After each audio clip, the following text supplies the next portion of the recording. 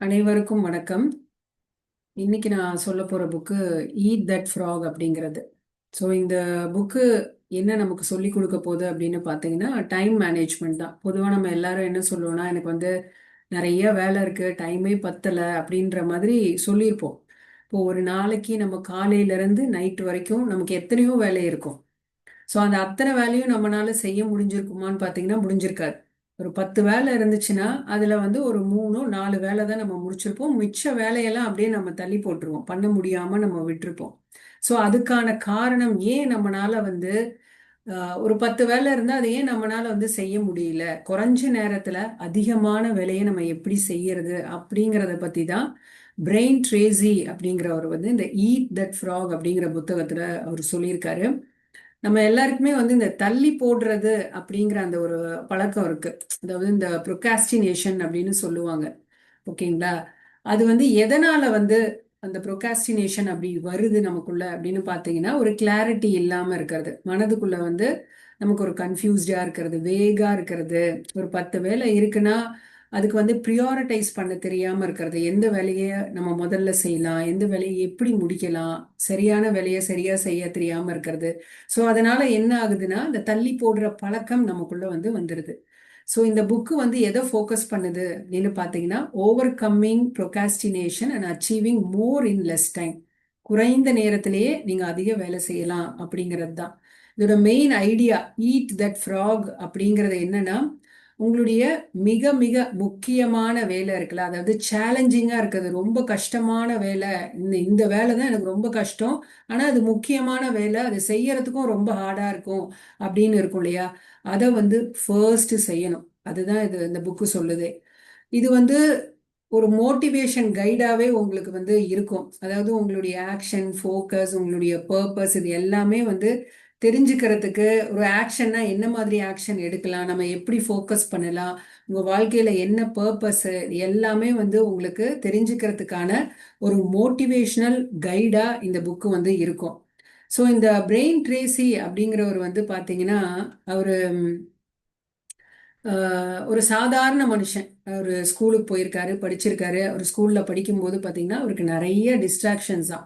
படிப்புல கவனமே அவரால் செலுத்தவே முடியல. அந்த அளவுக்கு அவருக்கு வந்து ஒரு டிஸ்ட்ராக்ஷன் இருந்திருக்கு. ஸோ அப்படி இருந்தனால அவர் வந்து படிப்பவே படிச்சு முடிக்கல, ஸ்கூல்ல பாதியில விட்டுட்டாரு. ஒரு கிராஜுவேஷனே அவர் காலேஜ் போய் அதெல்லாம் படிக்கல, அப்படியே விட்டுட்டாரு. ஸோ படிப்பை அவர் கண்டினியூ பண்ணாம இருந்தனால அவருக்கு கிடைக்கிற ஒரு சாதாரண லேபர் வேலைக்கெல்லாம் போயிருக்காரு. என்ன வேலை கிடைக்குதோ அந்த மாதிரி கூலி வேலை அந்த மாதிரி எல்லாம் போய் அவர் வாழ்க்கையை வந்து வாழ்ந்துட்டு இருந்திருக்காரு. அதே மாதிரி ஷிப்ல வந்து இந்த கார்கோ ஷிப் எல்லாம் இருக்குல்ல, அங்க வேலை செஞ்சிருக்காரு. ஸோ அங்க வந்து கிட்டத்தட்ட 8 வருஷம் வேலை செஞ்சிருக்காரு. அந்த கார்கோ ஷிப் வந்து ஒரு ஒரு கண்ட்ரிக்கும் வந்து டிராவல் எல்லாம் பண்ணும்ல. இன்னொன்று அந்த டைம், அதாவது அவருக்கு வந்து இது இந்த நேரம் தான் வேலை அப்படிங்கிற ஒரு குறிப்பிட்ட நேரமே இல்லையா. எப்போ வந்து வேலை இருக்கோ அப்போ வந்து கூப்பிடுவாங்களாம், இவர் போய் வேலை செய்வாராம். அதுக்கேற்ற மாதிரி இந்த தினக்கூலி அந்த மாதிரி இருக்கும்ல, ஸோ அந்த வேலைக்கு ஏற்ற மாதிரி காசெல்லாம் கொடுப்பாங்களாம். அப்படி இருந்தவர் தான் இந்த பிரெயின் ட்ரேசி அப்படிங்கிறவர். ஸோ அவருக்கு இந்த கார்கோ ஷிப்ல வேலை செஞ்சனால அவர் நிறைய கண்ட்ரிஸ், கிட்டத்தட்ட வந்து 80 கண்ட்ரிஸ் வந்து டிராவல் பண்ணியிருக்காரு. 6 காண்டினென்ட். ஓகேங்களா? இந்த மாதிரி 80 கண்ட்ரிஸ் அவர் டிராவல் பண்ணனால பலவிதமான மக்களோட பழகிறதுக்கு அவருக்கு வாய்ப்பு கிடைச்சிருக்கு. அதே சமயம் நிறைய விஷயங்கள் வந்து ஒரு ஒரு கண்ட்ரிலையும் நம்ம வந்து அந்த கண்ட்ரி பத்தின விஷயங்கள் எல்லாம் தெரிஞ்சுக்கலாம், அந்த மக்கள் பத்தி தெரிஞ்சுக்கலாம் இல்லையா, அங்க என்ன மாதிரி பிசினஸ் எல்லாம் நடக்குது அப்படிங்கிறத தெரிஞ்சுக்கலாம். ஸோ இவர் வந்து அப்படிதான் ஒரு ஒரு கண்ட்ரியும் டிராவல் பண்ணும்போது நிறைய விஷயங்கள் வந்து கத்திருக்காரு. ஸோ அந்த அவரு கிடைக்கிற வேலையை வந்து செஞ்சுட்டு இருக்கும்போது அவருக்கு ஒரு ஸ்டேஜில் வந்து ரொம்ப கஷ்டமா இருக்கான். என்ன நம்ம வந்து இவ்வளோ கஷ்டப்படுறோமே அப்படிங்கும்போது அவர் சுத்தி நடக்கிற மக்கள்லாம் பார்க்குறாரு அவர். அதாவது பெரிய பெரிய பணக்காரெல்லாம் இருக்காங்களா, அவங்களெல்லாம் பார்க்கும் பொழுது இவருக்கு ஆச்சரியமா இருக்கான். எப்படி இவங்களால வந்து இவ்வளோ பணம் சம்பாதிக்க முடியுது, எப்படி இவ்வளோ வசதியாக அவங்க இருக்க முடியுது அப்படிங்கிற மாதிரி அவருக்கு ஒரு எண்ணம் வருது. ஸோ அப்பா அவர் என்ன பண்றாரு, வாழ்க்கையில அந்த மாதிரி ஜெயிச்சவங்களை போய் சந்திக்கிறாரு. சந்திக்க ஆரம்பிச்சு அவர்கிட்ட வந்து சில கேள்விகள் எல்லாம் கேட்குறாரு. எப்படி நீங்க வந்து இருக்கிறீங்க, இந்த மாதிரி எல்லாம் எப்படி உங்களால வாழ முடியுது அப்படிங்கும்போது அவங்க வந்து சில டெக்னிக் எல்லாம் சொல்லி கொடுக்குறாங்க. அந்த டெக்னிக்கை வந்து இவர் அப்ளை பண்றாரு. ஃபர்ஸ்ட் இவர் என்ன பண்றாரு, ஒரு சாதாரண சேல்ஸ்மேனா இருக்காரு. இந்த நிறைய வேலைகள் மாத்தி மாத்தி கிட்டத்தட்ட அவர் வந்து 22 வேலை வந்து செஞ்சிருக்காராம். ஏன்னா அந்த அளவுக்கு அவர் கஷ்டப்பட்டிருக்காரு.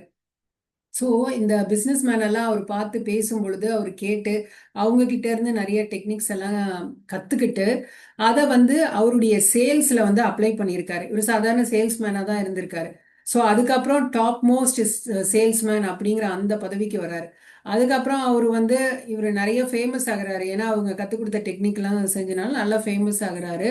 அப்புறம் அவர் அடுத்த ஸ்டேஜுக்கு வந்து போறாரு, மேனேஜர் ஆகுறாரு. அதுக்கப்புறம் வைஸ் பிரசிடென்ட்டா ஆகுறாரு. கிட்டத்தட்ட இவர் வந்து 6 கண்ட்ரீஸ்ல வந்து இவர் தான் வைஸ் பிரசிடென்ட்டா போடுறாங்க. ஸோ அந்த அளவுக்கு வந்து இவர் பெரிய ஆளா ஆயிடுறாரு, அந்த சக்சஸ்ஃபுல் பீப்புள் கிட்ட இருந்து கத்துக்கிட்ட சில விஷயத்த இவர் அப்ளை பண்றதுனால. ஸோ இவரும் இப்ப என்ன அதெல்லாம் செஞ்சனால இவருக்கும் இப்ப நிறைய பணம் வர ஆரம்பிச்சிருச்சு. அந்த பணத்தை வச்சு இவர் வந்து ஒரு பிசினஸ் டிகிரி, ஒரு நல்ல காலேஜ்ல படிச்சு நல்ல யூனிவர்சிட்டிக்கு போய் ஒரு பிசினஸ் டிகிரி இவர் வாங்குறாரு. வாங்கிட்ட பிறகு நிறைய லாங்குவேஜஸ் எல்லாம் கத்துக்கிறாரு. என்ன மாதிரி லாங்குவேஜ் அவர் கத்துக்கிறாருன்னா, பிரெஞ்சு கத்துக்கிறாரு, ஜெர்மன் கத்துக்கிறாரு, ஸ்பானிஷ் கத்துக்கிறாரு. ஸோ இந்த லாங்குவேஜஸ் எல்லாம் அவர் கத்துக்கிட்ட பிறகு நிறைய மக்களுக்கு வந்து ஸ்பீச் எல்லாம் கொடுக்குறாரு. அதாவது ஒரு 1000 கம்பெனிஸ்க்கு மேல அவர் வந்து ஒரு கன்சல்டன்டா ட்ரெயினராலாம் இருக்கிறாரு. 1000 கம்பெனிஸ்க்கு மேல. அதுக்கப்புறம் நிறைய ஸ்பீச் கொடுக்கறது, அதுக்கப்புறம் ஒரு நிறைய பேருக்கு வந்து மோட்டிவேட் பண்றது, பிஸ்னஸ் எப்படி பண்றதுன்னு ஐடியாஸ் கொடுக்கறது. அந்த மாதிரி 1,20,000 மக்களுக்கு வந்து இவர் இந்த மாதிரி விஷயத்தெல்லாம் சொல்லி கொடுத்துருக்காராம். ஸோ இவர் சாதாரணமா பேச வந்தாவே கிட்டத்தட்ட 20,000 மக்கள் வந்து ரொம்ப சாதாரணமா இவருக்கு வருவாங்களாம் இவர் ஸ்பீச்சை கேட்கவே. ஸோ அந்த அளவுக்கு வந்து ஒரு சாதாரண மனிதன் வந்து இன்னைக்கு வந்து இன்டர்நேஷனல் கம்பெனியை ரன் பண்ற அளவுக்கு ஒரு பெரிய ஆளா ஆயிருக்காரு. இத்தனைக்கும் அவரே வந்து கஷ்டப்பட்டு ஏர்ன் பண்ணி சம்பாரிச்சு அவரே காலேஜ் போய் அவர் காசை வச்சு அவரே காலேஜ் போய் படிச்சு இவ்வளவும் செஞ்சிருக்காரு. இதெல்லாம் வந்து அவருடைய 25வது வயசுலயே அவர் இந்த நிலைமைக்கு வந்திருக்காரு. அப்போ அவர் வந்து யங் ஏஜ்ல எந்த அளவுக்கு ஸ்ட்ரகிள் பண்ணியிருப்பாருன்னு பாத்துக்கோங்க. ஸோ இந்த மாதிரி அவருடைய வாழ்க்கையில அவர் நிறைய கத்துக்கிட்ட விஷயம் தான் இன்னைக்கு வந்து ஈட் தட் ஃப்ராக் அப்படிங்கிற அந்த புக்கை வந்து அவர் போட்டிருக்காரு. ஸோ இதுல என்னன்னா, அந்த ஈட் தட் ஃப்ராக் அப்படிங்கிறது வந்து அந்த ஃப்ராக் என்னன்னு பாத்தீங்கன்னா உங்களுடைய முக்கியமான வேலையை தான் அவர் அந்த ஃப்ராக் அப்படின்னு சொல்லியிருக்காரு. ஏன்னா முதல்ல நீங்க வந்து அந்த ஃப்ராக அந்த அது முக்கியமான வேலையை நீங்க செய்ய தவறிட்டீங்கன்னா நீங்க வந்து டிஸ்ட்ராக்ஷன்ல மாட்டிப்பீங்க. So do it first before distraction take over அப்படிங்கிறது. Each time you eat a frog your confidence and energy grows. அதாவது உங்களை முக்கியமான வேலையை நீங்க பண்ணிட்டீங்கன்னு வச்சுக்கோங்களேன், உங்களுக்கு எப்படி இருக்கும், கான்ஃபிடென்ட்டா இருப்பீங்க, எனர்ஜி வந்து உங்களுக்கு அதிகரிக்கும்ல, அதுதான். ஸோ இந்த புக்கு வந்து எப்படி ஸ்பிரிச்சுவலா லிங்க் பண்ண முடியும் அப்படின்னு பார்த்தீங்கன்னா, இந்த சேலஞ்சஸ் இருக்கு இல்லையா, உங்க வாழ்க்கையிலயும் சரி கம்பெனிலையும் சரி எவ்வளவோ சேலஞ்சஸ் எல்லாம் இருக்கும். அந்த சேலஞ்சஸ்ல இருந்து சில பேர் வந்து அதை ஃபேஸ் பண்ண முடியாம தப்பிச்சு போறதுக்கு என்ன வழி அப்படிங்கிற மாதிரி தான் பார்ப்பாங்க இல்ல. ஆனா இவர் வந்து அதுக்கு வந்து 21 டெக்னிக் சொல்லி கொடுத்துருக்காரு, மெத்தடும் சொல்லியிருக்காரு.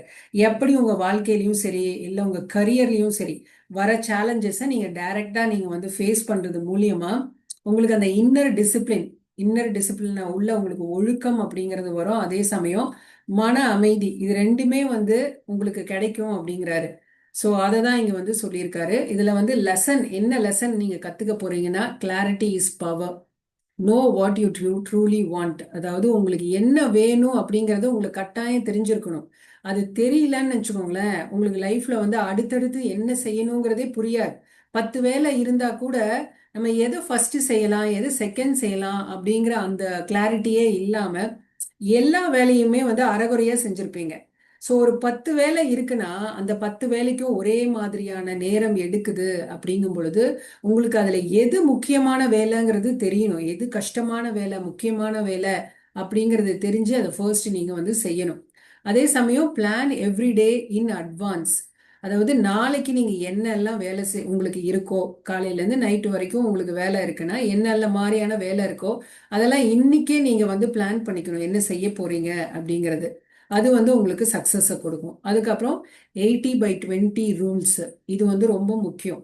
இந்த 80/20 ரூல்ஸ் அப்படிங்கிறது என்னன்னா, 10 வேலையில 10 வேலைக்கும் ஒரே விதமான நேரம் தேவைப்படுது. ஸோ அதுல வந்து முக்கியமான ஒரு 2 வேலையை நீங்க முடிச்சிட்டீங்கன்னா கூட மத்த 8 வேலை இருக்கு பாத்தீங்களா, அதுக்கான ரிசல்ட்டும் இதுலயே கிடைச்சிரும் அப்படிங்கிறாங்க. ஸோ இந்த ரெண்டு வேலையை நீங்க எந்த மாதிரி செய்யறீங்க அப்படிங்கிறது ரொம்ப ரொம்ப முக்கியம். அக்கம்ப்ளிஷ்மெண்ட்டை விட நீங்க செய்யற ஆக்டிவிட்டி வந்து ரொம்ப முக்கியம். அதே சமயம் வந்து அந்த ஆக்டிவிட்டியை நீங்க வந்து எப்படி செய்றீங்கங்கிறதும் முக்கியம். இங்கதான் இது வந்து ஸ்பிரிச்சுவாலிட்டியோட லிங்க் ஆகுது. நமக்கு வந்து ஏன் இந்த மாதிரி ஈட் தட் ஃப்ராக் வந்து ப்ரொகாஸ்டினேஷன் பத்தி சொல்லக்கூடிய புக்கு, இது எப்படி ஆன்மீகத்துக்கு சம்மந்தப்படும் அப்படின்னு நீங்க கேட்கலாம். இவர் சொல்ற விஷயம் அந்த புக்ல என்னன்னா, ரொம்ப முக்கியமான பாயிண்ட் வந்து சிங்கிள் மைண்டடா நீங்க வந்து உங்களுடைய முக்கியமான வேலையை செய்யணும்.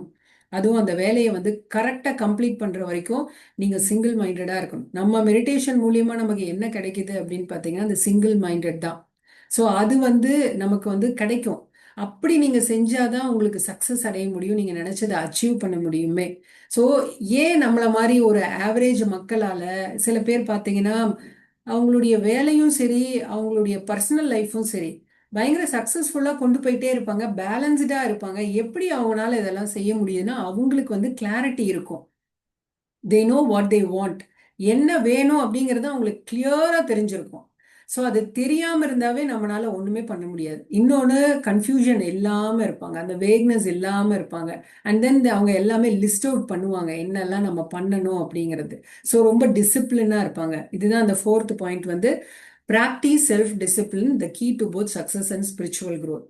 ஸோ டிசிப்ளின் இல்லாம நம்மளால ஒண்ணுமே அச்சீவ் பண்ண முடியாது. நீங்க வந்து காலையில எந்திரிச்சு நான் இந்த டைமுக்கு நான் எக்ஸசைஸ் பண்ண போறேன் அப்படின்னு நீங்க நினைக்கிறீங்கன்னா அதை டிசிப்ளினா செஞ்சாதான் அதுக்கு வந்து உங்களுக்கு ரிசல்ட்டே கிடைக்கும்.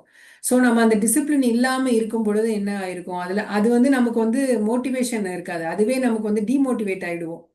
ஸோ நம்மளே வந்து ஒரு விஷயத்தை டிசைட் பண்றோம், அதை கண்டினியூஸா நம்மளால செய்ய முடியாம ஆகும் பொழுது என்ன ஆகும், நம்மளே டிமோட்டிவேட் ஆயிடுவோம். ஸோ அதனால அவர் என்ன சொல்றாருன்னா டிசிப்ளின் வந்து ரொம்ப ரொம்ப முக்கியம் அப்படிங்கிற மாதிரி.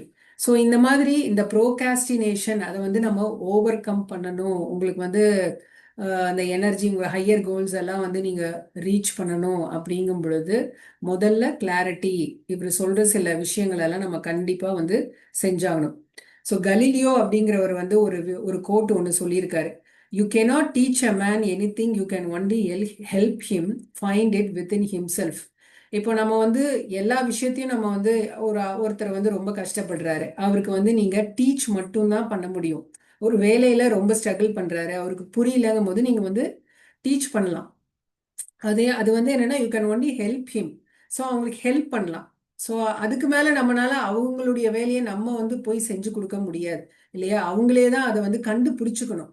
எப்படி இவர் வந்து அவருடைய லைஃப்ல கஷ்டப்பட்டு அவருக்கா ஒரு தாட்டையே அதை அப்சர்வ் பண்றாரு, மற்றவங்கள எல்லாத்தையும் வந்து அவர் பார்த்து அப்சர்வ் பண்ணி அவரா கத்துக்கிட்டு இந்த புக்கை போட்டிருக்காருல, அதே மாதிரி தான் நம்மளும் வந்து ஹெல்ப் வேணா பண்ணலாம். அவங்க கையை பிடிச்சிட்டே நம்ம வந்து அவங்க ரீச் ஆகிற இடத்துக்கு நம்ம போய் கொண்டு போய் விட முடியாது. நம்ம வந்து வழி வேணா காட்டலாம், மற்றது அவங்க தான் செஞ்சுக்கணும். ஸோ அதுதான் இந்த கோட் வந்து சொல்லுது. இந்த புக்ல வந்து இவரு 21 டெக்னிக்ஸும் மெத்தடும் சொல்லியிருக்காரு. இது வந்து உங்களுடைய கரியருக்கும் நீங்க அப்ளை பண்ணிக்கலாம், இல்ல உங்களுடைய வாழ்க்கையில என்ன மாதிரியான சிச்சுவேஷன்ஸ் ஏதாவது இருந்தா கூட அதுக்கு இப்ப அந்த 21 டெக்னிக்ஸ் இருக்குன்னா அதுல எந்த டெக்னிக் எதுக்கு அப்ளை பண்ணணும் அப்படிங்கிறத வச்சு நீங்க வந்து அதுக்கு ஏத்த மாதிரி நீங்க அப்ளை பண்ணி அதை சரி பண்ணிக்கலாம். ஓகேங்களா. ஸோ அது ஒன்று சொல்லியிருக்காரு. அதே மாதிரி சக்சஸ்ஃபுல் பீப்புள் கிட்ட உங்களை சுத்தி இப்போ வந்து ஒரு கரியர்ல உங்களுக்கு பிரச்சனை இருக்குன்னா அந்த வேலையை மற்றவங்க எல்லாம் எப்படி செய்யறாங்க, நீங்க எப்படி செய்றீங்கிறத பார்த்துக்கலாம். இப்போ இவருமே வந்து இவருக்கு ஒரு இன்ஃபீரியாரிட்டி காம்ப்ளெக்ஸ் இருந்துச்சாம் இந்த பிரெயின் ட்ரேசிங்கிறவருக்கு. ஏன்னா அவர் செய்யற வேலையவே மற்றவங்க வந்து இவரோட பெட்டரா செய்யற மாதிரி அவர் ஃபீல் பண்ணாராம். அப்புறம் தான் அவருக்கு வந்து தெரிய வந்துச்சான் அவங்க பெட்டரா செய்யல, அவங்க வந்து டிஃப்ரெண்டா செய்யறாங்க அப்படிங்கிறது. ஸோ அந்த மாதிரி செய்யும் பொழுது உங்களுக்கு கண்டிப்பா எல்லாரும் உங்களை தேடி வருவாங்க. ஸோ ஓ இந்த வேலையை இவர் வந்து கொஞ்சம் டிஃப்ரெண்டா செய்யறாரு அப்படிங்கிறதா. ஒரே வேலை தான் இருக்கும், ஆனா அந்த வேலையை நீங்க என்ன மாதிரி இனோவேட்டிவா செய்றீங்கிறது வந்து ரொம்ப முக்கியம். அதுதான் வந்து மக்களை ஈர்க்கும், அதுதான் வந்து உங்களுக்கு இந்த ஸ்டேட்டஸ் அப்புறம் மரியாதை இது எல்லாமே உங்களுக்கு வந்து கொடுக்குமே. ஓகேங்களா. அது ஒன்று சொல்லியிருக்காரு. இன்னொன்னு, சக்சஸ் இஸ் ப்ரெடிக்டபிள் அப்படின்னு இருக்காரு. நமக்கு வந்து ஒரு ஒரு பேட்டர்னை நீங்க கிரியேட் பண்ணிக்கலாம். இப்போ உங்களுக்கு வந்து முக்கியமான வேலை எதுன்னு தெரிஞ்சிருச்சு, ஸோ அந்த வேலைக்கான என்ன செய்யணுங்கிறதும் உங்களுக்கு தெரிஞ்சிருச்சு. ஸோ அது எல்லாத்தையும் நீங்க ஸ்டெப் பை ஸ்டெப் நீங்க பண்ணிக்கிட்டே இருக்கும் பொழுது, ரெப்பிட்டேட்டிவா நீங்க அதை செஞ்சுக்கிட்டே இருக்கும் பொழுது உங்களுக்கு வந்து அது ஒரு ஹேபிட்டா மாறிடும். ஸோ அது ஹேபிட்டாக மாறிடுச்சுங்கும் போது உங்களுக்கே தெரிஞ்சிரும் நம்ம சக்ஸஸ் ஆக போகிறோம் அப்படிங்கிறது. இப்போ ஒரு எக்ஸாமே ஒரு குழந்தைக்கு ஒரு எக்ஸாமுக்கு போகுதுன்னு வச்சுக்கோங்களேன், அந்த எக்ஸாம் அது எப்படி எழுதியிருக்குன்னு அதுக்கு நல்லா தெரியும்.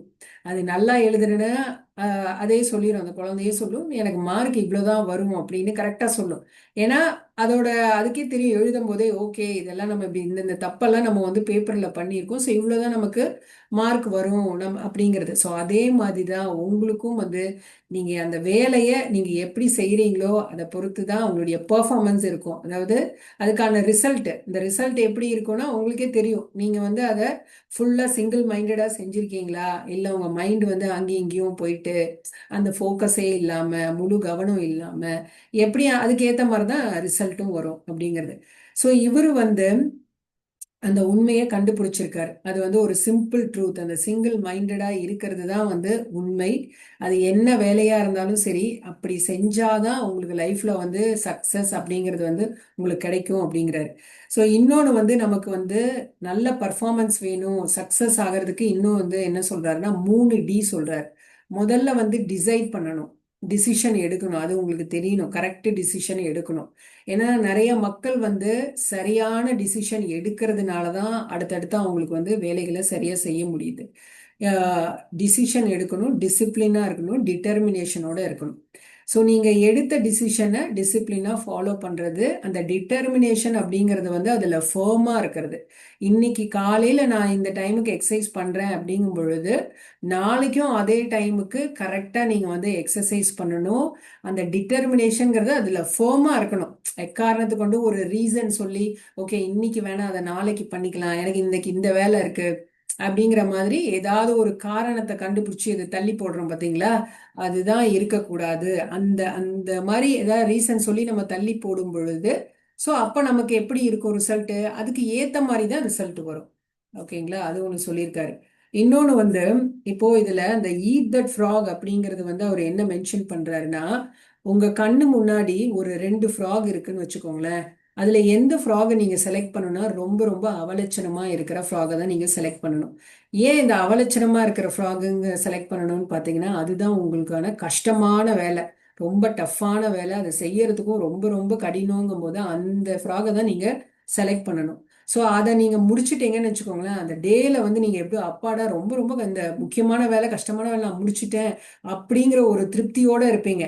இன்னைக்கு டேவே நல்லா போகும் அப்படிங்கிற மாதிரி இருப்பீங்க. அதே மாதிரி உங்களுக்கு அந்த எனர்ஜி ஃப்ளோ வந்து நாள் பூரா இருக்கும். கரெக்டா?